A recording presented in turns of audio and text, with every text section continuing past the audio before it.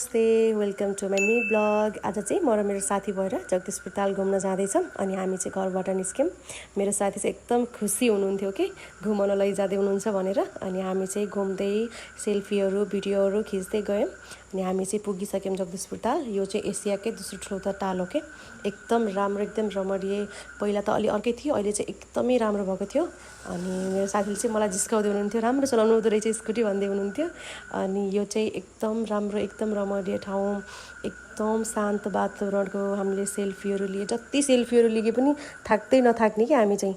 अनि हामी त्यहाँ चाहिँ बोटिङ गर्नको लागि लाइन कुरिरहेको थियौँ अनि लास्ट मोमेन्टमा टाइम आयो, बोटिङ पनि गऱ्यौँ। अनि त्यसपछि जानै मन नलाग्ने कि एकदमै घुम्यौँ हामी त।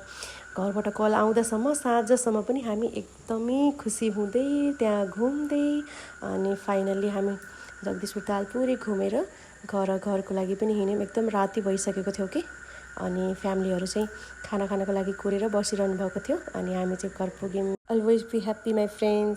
Thank you for watching my mini blog.